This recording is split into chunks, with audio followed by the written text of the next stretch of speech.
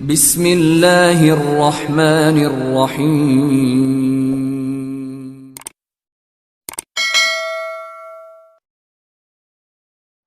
نحمده ونصلی علی رسولہ الکریم اما بعد اعوذ باللہ من الشیطان الرجیم بسم اللہ الرحمن الرحیم۔ سب دیکھنے والوں کو میرا سلام۔ رب اشرح لی صدری ویسر لی امری واحلل عقدۃ من لسانی یفقہوا قولی۔ آج پارہ نمبر 14 اپنے اندر 2 صورتیں لیے ہوئے ہے۔ پہلی سورہ مبارکہ سورہ ہجر ہے اور 6 رکوعات پر مشتمل ہے، اور اس کے بعد جو ہے سورہ نحل کا ذکر ہوگا جس میں 16 رکوع جو ہے وہ موجود ہیں، اور انشاءاللہ ہم ان کی تلاوت بھی کریں گے، ساتھ ساتھ دیکھیں گے آیات کو بھی، اور ساتھ ساتھ جو ہے ہم اس کا مفہوم بھی سیکھیں گے۔ سورہ ہجر کا جہاں تک تعلق ہے، اللہ تعالیٰ نے اس کے بالکل آغاز میں ہی قرآن مجید کی حقانیت جو ہے اس کو بیان فرمایا ہے، اور یہ ذکر فرمایا کہ اللہ نے یہ کتاب نازل فرمائی ہے۔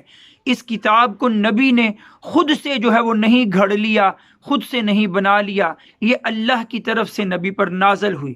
اور صرف اتنا ہی نہیں، آپ دیکھیے سورہ ہجر جو ہے، سورہ ہجر جو ہے اس کی آیت نمبر 9 میں اللہ تعالیٰ نے اس قرآن کو جو اللہ نے نازل فرمایا اس کی حفاظت کا ذمہ بھی خود اٹھا لیا ہے۔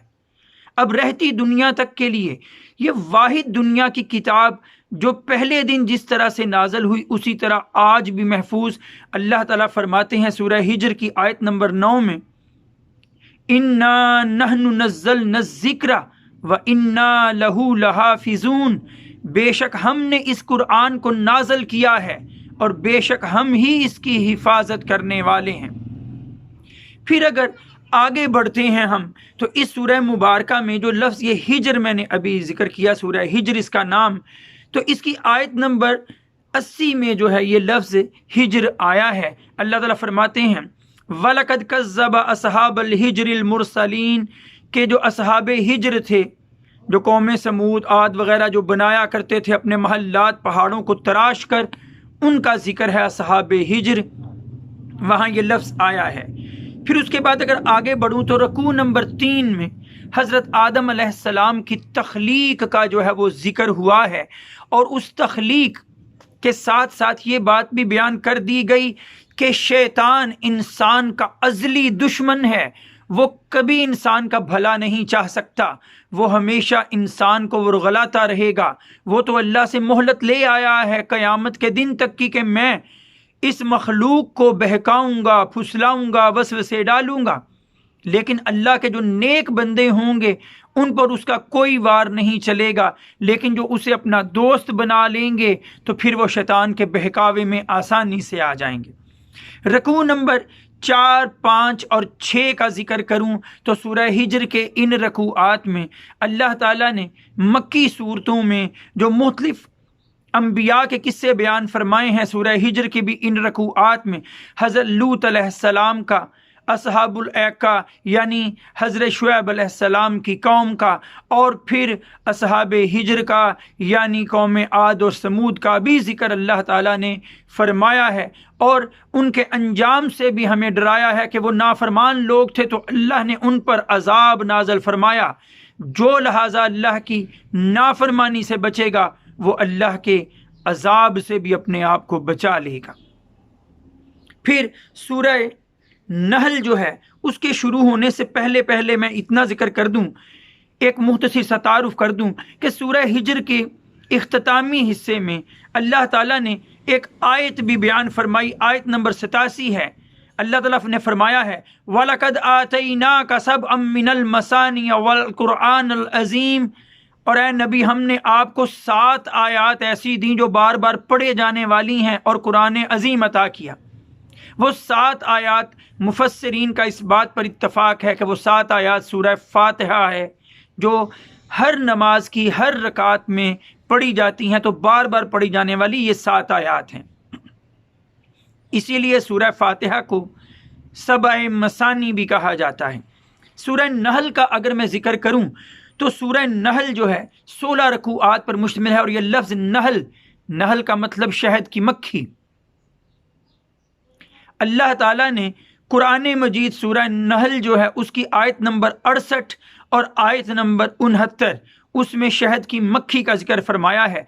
अल्लाह ताला फरमाते हैं व औहा रब्बुका, और वही की तेरे रब ने, नहला, नहल यानी शहद की मक्खी की तरफ, इलन नहल, नहल की तरफ, शहद की मक्खी की तरफ, अनित्तखिज़ी, ये कि तू बना, मिनल जिबाली, पहाड़ों में, बयूतन, घर, व मिनश शजरी, और दरख्तों में, व मिम्मा यारुशून, और उन जगहों पर बुलंद बुलंद जहाँ लोग रहते हैं। अल्लाह ताला ने शहद की मक्खी को घर बनाने की वही फरमाई। और फिर ये फरमाया कि उन फलों से जो है वो रस चूस और उड़ती फिर, और अपने पेट में एक ऐसा जो है वो मादा पैदा कर अल्लाह के हुक्म से, जिसे अल्लाह ने शहद का नाम जो है वो दे दिया। अल्लाह के रसूल ने शहद का नाम दे के हमें समझा दिया। और अल्लाह ताला ने कुरान मजीद में फरमा दिया कि जो इसके पेट से निकलता है फीही शफाउल लिन्नास, उसमें लोगों के लिए शिफा है। वो एक हदीस है ना, एक सहाबी नबी करीम सल्लल्लाहु अलैहि वसल्लम के पास आए और अपने पेट में दर्द का जिक्र फरमाया। नबी करीम ने फरमाया शहद पी। वो गया, शहद पिया, फिर कुछ दिन बाद आ गया और कहने लगा दर्द अभी भी मौजूद और बढ़ गया। आपने फरमाया फिर शहद पी। कि तेरा पेट झूठा हो सकता है लेकिन अल्लाह का कलाम झूठा नहीं हो सकता, कि शहद में शिफा है। और फिर उसके पेट का दर्द ठीक हो गया। फिर आगे बढ़ूं तो सारी सूरह नहल का जब मुताला किया जाए तो इसमें सबसे बड़ा मौजू जो नज़र आएगा वो अल्लाह की तौहीद है। अल्लाह ताला ने एक बार फिर से अल्लाह ताला ने एक बार फिर से जो है वो तज़कीर भी आला इल्लाही, अपनी नेमतों के ज़रिए हमें जो है वो नसीहत फरमाई है। अल्लाह ने तरह तरह की जो नेमतें दुनिया में जो है वो पैदा फरमाई, ज़मीन व आसमान बनाया, समंदर बनाए, बादल बनाए, तरह तरह के चौपाए और जानवर पैदा फरमाए, बुलंदो बाला पहाड़ जो है वो गाड़ दिए, हवाएं उसके हुक्म से चलती हैं। और अल्लाह ताला ने तरह तरह की जो चीज़ें इंसानों के लिए मुसख्खर की, वो नेमतें गिनवा कर अल्लाह ताला फिर फरमाते हैं व इन तउद्दू नेमतल्लाहि ला तुहसूहा, अगर तुम अल्लाह की नेमतों का शुमार करना चाहो तो कभी गिन ना सकोगे उन नेमतों को। आयत नंबर 20 जो है वो देखिए, अल्लाह ताला फरमाते हैं कि ये जो सब के सब माबूद पुकारे जाते हैं अल्लाह को छोड़कर, ज़रा बताओ तो सही, अल्लाह ने तो तरह तरह की नेमतें तुम्हारे लिए इस दुनिया कायनात में पैदा फरमाई, दिखाओ तो सही जिन माबूदों को तुम पुकारते हो उनकी तख्लीक क्या। अल्लाह ताला फरमाते हैं वल्लज़ीना यदऊन मिन दूनिल्लाहि ला यख्लुकून शैअन व हुम युख्लकून, वो जिन्हें ये लोग पुकारते हैं अल्लाह को छोड़कर, दिखाओ उन्होंने क्या पैदा किया है, कोई एक चीज दिखा दो, वो तो खुद पैदा किए गए हैं। फिर हम आगे बढ़ें तो इस सूरह मुबारका में बार बार हमें जो है वो जानवरों का जिक्र मिलेगा कि अल्लाह ताला ने इंसान के फ़ायदे के लिए तरह तरह के जानवर जो है वो पैदा फरमा दिए और उनका इस्तेमाल जो है वो इंसान के लिए रख दिया, उसके फ़ायदे के लिए पैदा फरमा दिया। देखिए आयत नंबर 5 जो है इस सूरह मुबारका की, अल्लाह ताला फरमाते हैं वल अनआम खलक़हा, और हमने इन जानवरों को पैदा फरमाया है, लकुम तुम्हारे लिए, फ़ीहा इसमें है, दिफ़उम व मनाफ़िउ तरह तरह के फ़ायदे हैं तुम्हारे लिए इसमें, वमिन्हा ताकुलून और इनका तुम गोश्त भी खाते हो। फिर आयत नंबर 8 में अल्लाह ताला ने फरमाया वल खैल वल बिगाल वल हमीर, के जो घोड़े हैं, जो खच्चर हैं, जो गधे हैं, इन सब को अल्लाह ताला ने पैदा फरमाया लितरकबूहा, ताकि तुम इनकी सवारी करो, व ज़ीनत और तुम्हारी ज़ीनतो ज़िबाइश के लिए इनको पैदा फरमा दिया। फिर मैं आगे बढ़ूँ तो सूरह नहल में एक ज़िमनी मौजू जो है वो हकूकुल इबाद और हुस्न मुआशरत का भी है।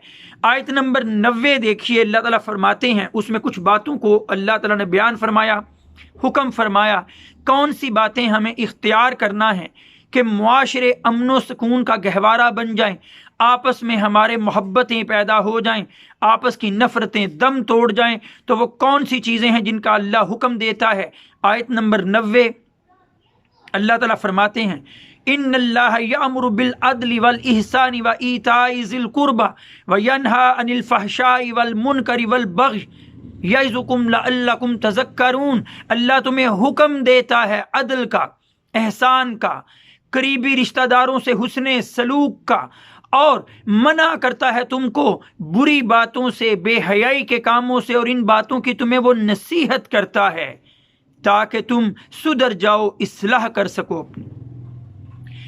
یہ حسن معاشرت سکھا کر جب ہم آگے جو ہے وہ دیکھتے ہیں اللہ تعالیٰ کے اس کلام کو، تو اللہ تعالیٰ آیت نمبر 98 میں ایک بات جس کا ذکر فرماتے ہیں کہ شیطان، جس کا میں نے پہلے بھی سورہ ہجر میں بھی ذکر کیا، وہ شیطان تو بہکانے کو تیار بیٹھا ہے۔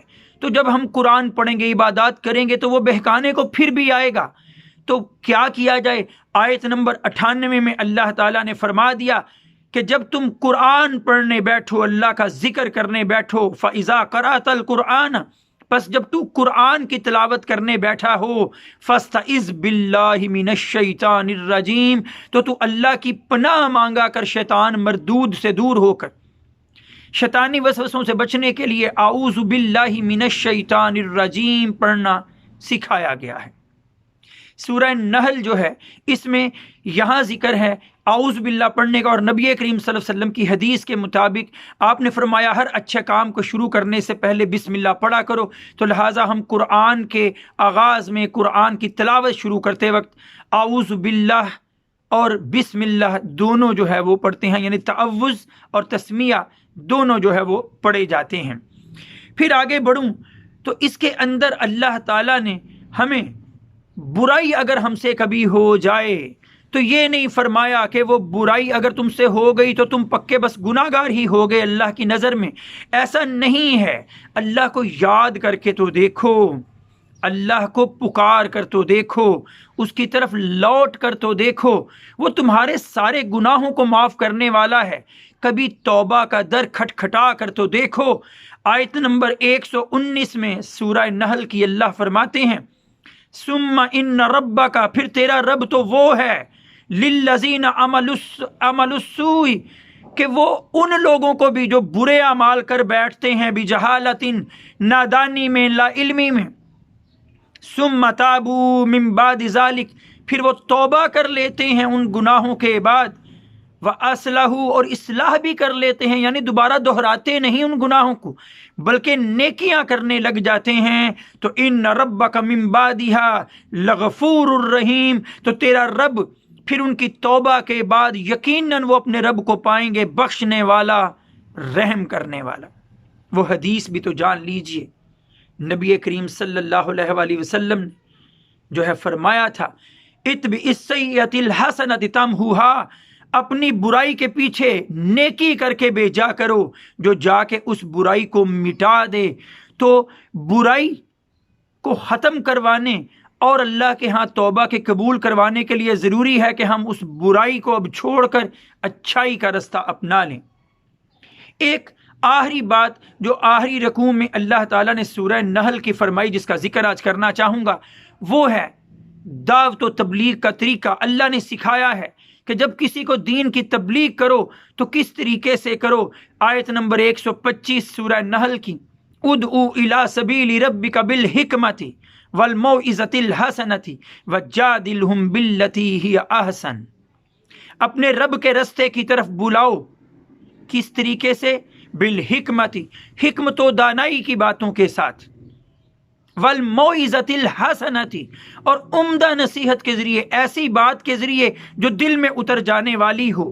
لیکن پھر بھی کوئی الجھ جائے، پھر بھی کوئی جو ہے وہ اڑ جائے اپنی بات پر، اس سے بحث ہی کرنا پڑ جائے، تو پھر وَجَادِلْهُمْ بِالَّتِي هِيَ أَحْسَنُ، تو پھر عمدہ دلائل کے ذریعے اچھے طریقے سے بحث ہو، اللہ کے قرآن اور نبی کے فرمان کے ذریعے ہو اور عقلی دلائل کے ساتھ ہو، نہ کہ جاہلوں کی طرح، اجڈوں کی طرح اور بیوقوفوں کی طرح الجھے رہو۔ اللہ تعالی ہمیں دین کو صحیح سمجھنے اور دوسروں تک صحیح پہنچانے کی توفیق عطا فرمائے۔ وآخر دعوانا ان الحمد للہ رب العالمین۔ السلام علیکم۔